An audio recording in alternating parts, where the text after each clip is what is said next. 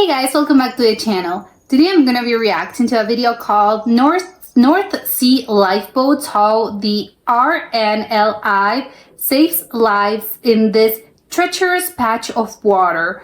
The North Sea, I think like that's in England. I do not know specifically. Is that the one that's like next to the English Channel? I am not sure.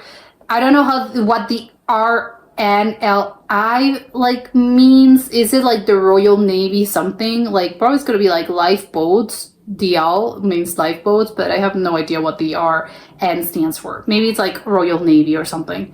But let's check it out and comment, like, and subscribe. The North Sea. Looks scary. Home to freezing temperatures. This is very ominous. Raging winds. Okay. Rough seas. This is nightmare fuel. Okay. And big waves. Oh my god. Why are you here? Why are you in a boat? Captured imaginations. Past.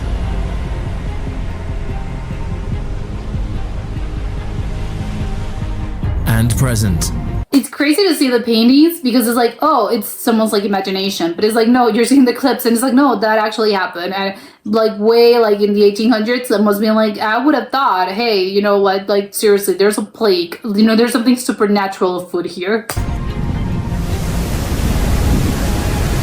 Oh my god! It's where thousands of people make their living. What was that fishing wave? Vessels. Working for energy companies. Okay. And crewing transport ships. Okay, I was about to ask, like, what would be like, what do people like do? Some like, what kind of job makes people like, I don't know, risk their lives in this particular type of way? I don't know. It's crazy. It's a place for recreation. Recreation. But also a place fraught with danger. I don't know if recreation is a word I would use. Like, have you seen those waves? It's one of the most challenging patches of water on the planet. A challenge the RNLI must be ready to face. North Sea Lifeboats. The sea. Looks very ranging pretty, from the though. Straits of Dover to the Orkney and Shetland Islands and the edge of the Norwegian Sea. Okay. The North Sea encompasses 750 square kilometers of seawater. That's a lot. The water temperature averages 17 degrees in the summer and 6 degrees in the winter. Extremely cold. The air temperature can drop as low as 0 degrees. Winter brings frequent gales and storms to the area. Storm surges in particular can be deadly. One such event in 1953 flooded several coastlines, taking 2,000 lives. Oh my god. All these conditions make for a difficult area for the RNLI. An area that pushes lifesavers and lifeboats to the limits. These people must be crazy to do Lifeboat this. rescues in the North Sea. From Lowestoft in Norfolk to Lerwick and Aith in Shetland. Over 50 lifeboat stations count the North Sea as part of their patch.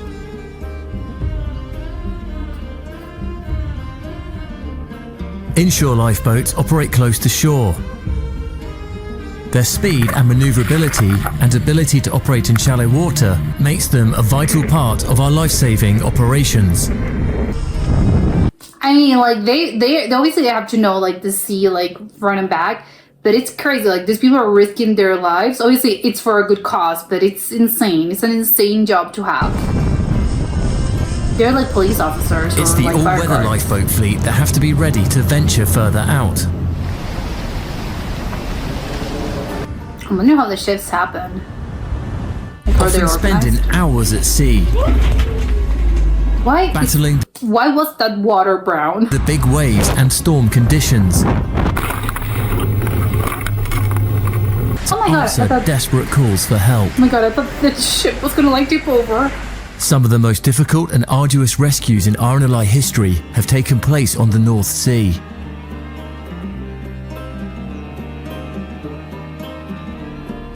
Okay, like those waves do not look normal. Iconic lifeboat crew member And with normal, I mean real. It's crazy. Henry Blogg earned each of his 7 medals for gallantry here while stationed at Cromer. In April 1970, This is part part of the Royal, again, they're military, of course, right? 3. Bridlington lifeboat crew took on hurricane conditions to locate a fishing vessel that had lost power. Despite heavy snow and force 12 winds, Oh my God. the lifeboat crew evacuated all 5 on board the stricken fishing vessel. Coxswain John King was awarded the Silver Medal for gallantry for his part in the rescue. In That's 1966, the lifeboat crew at Walton and Frinton spent over 26 hours on duty, as they launched 4 times to go to the aid of a grounded steamer, navigating a heavy break-in swell and strong winds to bring the casualties to safety. Like 26 hours is insane. I don't think that's like your brain's not going to work properly. But obviously in emergency situations, I think the adrenaline like jumps up and then you're able to do these things. But this is, I mean, it's awesome obviously the fact that they've saved so many people. Like it is not awesome the situation, but yeah, I mean, these people are incredible. Coxswain Frank Broom was given a bronze medal for gallantry for his leadership through the marathon rescue. The most recent gold medal winning shout also took place in the North Sea. Oh my God, the rescue of the Green Lily, 19th November 1997. Quite recent, actually. The 3,000-ton cargo vessel Green Lily lost power off the coast of Shetland. Hewitt Clark, coxswain of Lowick Lifeboat, and his crew launched to the rescue, navigating 50-foot seas and force 11 winds. The wall of water, it's just like, I can't. This is crazy. This is insane. How come like boats are constantly losing power? Is that a thing that happens? Is it normally? Should I be worried about this? Maneuvered the lifeboat alongside the casualty vessel, while the volunteer crew stood on deck and hauled the casualties on board the lifeboat, bringing 5 people to safety. The boat looks tiny next to like the gigantic ship. A rig arrived and towed the Green Lily to a position where a Coast Guard helicopter could evacuate the remaining crew. Yeah, that was what I was thinking. Like, if the water conditions are like so bad, how are you actually rescuing the people? Like, you have to like use an helicopter, obviously in modern times, not, you know, old-timey eras. By 1, they are each airlifted to safety. Yeah. Tragically, Coast Guard winchman Bill Deacon lost his life in the rescue, swept overboard as he waited to be pulled to safety, having sent the casualties up ahead of himself. Like, this must be like, it's an awful situation. Like, whatever you look at it and however you look at it, it's a really sad situation and it's awful. And it's like these people obviously understand what they're doing, but I'm thinking obviously of the ones you leave behind, like your loved ones. It's kind of crazy. It's gonna be crazy, and the survivors themselves, like it's awful. Hewitt Clark was awarded the gold medal for gallantry, and his crew were each awarded a bronze medal for gallantry. As they should, yeah. Out on a shout into the North Sea. What's it like being out on a rescue in the middle of the North Sea? Terrible, I would assume. The current coxswain of Lowick Lifeboat described what it was like to head far out to sea. My granddad always used to tell me, always be scared of the sea because it's always technically trying to kill you. And we do deal with bigger seas than you. Okay, well, that's, I would assume good advice, but you know, well, sure, if you're in this profession, sure, you really do have to be fearful of this and be fearful of the water, because otherwise I think you can get cocky, and cocky like creates dangerous situations. You get in most other places in the world, and colder, but sometimes you can feel a little bit vulnerable. It's definitely a sea to be respected. You can feel a little bit vulnerable sometimes, not always. I would feel like a tiny human in these situations.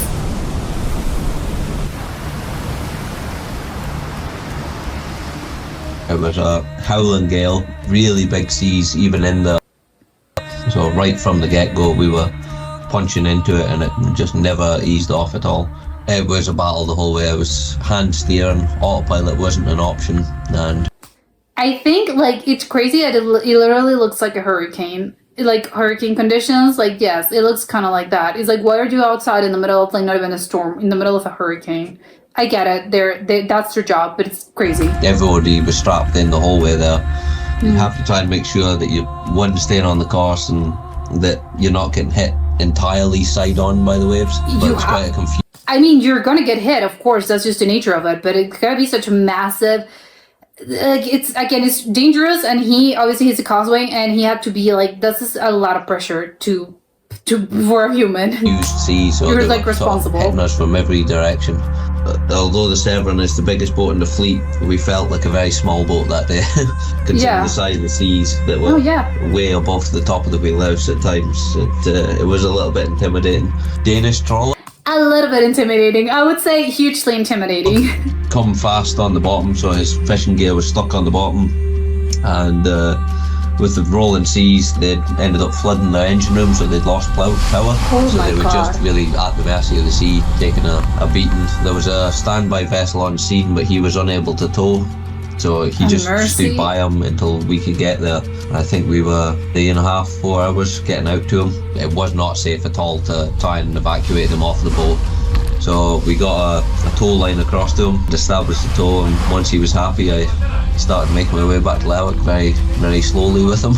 I think eventually that boat would have sank, and probably realistically they would have had to abandon to a life raft and hope that the supply vessel that was close by could pick them up. But in seas that rough, they would have been quite hard to see. And I'm thinking like the lifeboat, I don't know how modern lifeboats are. I only know stuff from the Titanic. But I think it would be quite scary to get on a lifeboat under this, like the sea conditions. It would be quite scary. It's like, you're tiny. Like, shouldn't the thing's gonna tip you over? You're gonna drown. And they would have moved quite quickly. I fully believe we definitely saved 3 people's lives that day. No, absolutely, yeah. Tackling the challenges of the North Sea. The North Sea is an unforgiving environment, and while brave lifeboat crews will launch in rough seas, many lost their lives trying to rescue those in peril here, including disasters at Fraserburgh, Long Hope and Oh my God, Arbroath. there's like plenty of them. This is awful. Today's all-weather lifeboats have been designed and built to tackle the challenges this patch provides. Okay. The 7 Class lifeboat, the Trent Class lifeboat, the Tamar Class lifeboat, Oh my God, it's faster than I and the thought. Shannon Class lifeboat. These lifeboats have the strength and maneuverability needed to take on the scale of the challenge. It looks like a car, how it is like driving, but obviously in the sea and it's a boat. They are able to launch into big storms, Okay. even when the size of waves can make your lifeboat feel incredibly small. I'll be Specially scared. designed seats help counter the violent motion of the waves. Comfort Like this part, when you're like, the windshield is like you're covered in water. How are you would know, like your body's tipping over. I would think like, we're going to drown. Like this is like, no, go overboard. like air conditioning and tea-making facilities help make those long Tea-making? shouts more bearable. Self-righting I wouldn't want to imagine what the tea situation is like on those storms. Like the teacup's gonna fall to the floor. is a key safety feature, a combination of clever design and implementation of physics. Okay. Oh my God. Oh my Intake God. valves That like the middle clip on the background, like that was crazy. The thing like spinned over completely. automatically Oh my God. shut during a capsize. And the sealed wheelhouse acts as an air bubble. Oh my God. So if the lifeboat capsizes, it will right itself automatically. This is incredible. Oh my Other God. innovations, like the Shannon's water I did not even know that we had the technology to do this. How come all boats do not have this? jets aid maneuverability, and the shape of each lifeboat's hull has been carefully designed to minimize impact of They're quite bigger. I thought they were smaller. the big waves when out at sea. The lifeboat is just part of the solution. Hours and hours of Yes. training also helps crew prepare as best they can for Yeah, whatever this obviously. treacherous patch of water can throw at them. Ah, Especially important when you factor in that many RNLI crew members do not come from a maritime background. then why are they RNLI's there? training turns brave volunteers into competent, skilled lifesavers. They're volunteers? What makes it all possible? Oh my God. The North Sea may be one of the most daunting places to crew a lifeboat, but when the call to rescue comes in, brave volunteers will drop everything to launch to the rescue. Thanks to their dedication and courage and the support they receive from people Oh my like God, at you. night. Your kindness powers their courage. Oh, there's it a gives them rainbow. the kit, training and lifeboats they need to launch into the North Sea, making this vast, treacherous patch of water a safer place for everyone. Okay, this was crazy. I think like the wildest part about this video was finding out that they're just volunteers. They don't really have a particular type of background, because I was thinking, well, they're obviously like, there's gotta be like a branch of the military or something that takes care of this. But it's, oh no, they're just volunteers. They don't even have like the background to operate this. Well, obviously, like they train you. Obviously, it's not that you say, hey, I want to volunteer, and they just like put you out on those boats. No, of course that you're gonna have some training.